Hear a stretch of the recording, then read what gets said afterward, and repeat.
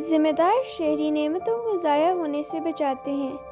اکثر لوگ بہت سی اشیاء بغیر سوچے سمجھے ضائع کر دیتے ہیں، جیسے نل سے بہتا پانی، خالی کمروں میں جلتی بتیاں اور چلتے پنکھے، ٹوتھ پیسٹ ٹیوب میں بچ جانے والی پیسٹ، صابن کی استعمال شدہ ٹکیا، بچا ہوا کھانا یعنی اپنی پلیٹ کھانے سے لبالب بھر لینا اور بہت سا کھانا پلیٹ میں ہی چھوڑ دینا۔ توجہ دی جائے تو اس فہرست میں اور بھی بہت کچھ شامل کیا جا سکتا ہے جو کہ معاشرے کے ہر ذمہ دار شخص کی بلند اخلاقی اقدار کا مظاہرہ ہوگا۔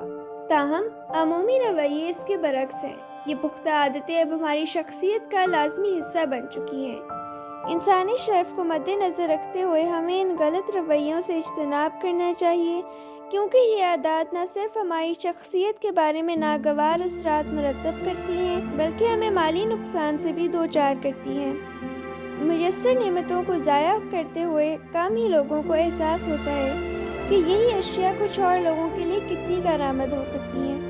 دوسروں کا احساس نہ کرنے والے کبھی بھی پسندیدہ لوگ نہیں ہوتے، اور اللہ کے انعامات کی یہی ناقدری انہیں بالآخر ان نعمتوں سے محروم کر دیتی ہے۔ خود غرضی ایک جانورانہ جبلت ہے۔ اللہ کا دین انہی جبلتوں کی تہذیب کرتا ہے اور ہمارے معمولات کو حسن کردار میں ڈھال دیتا ہے۔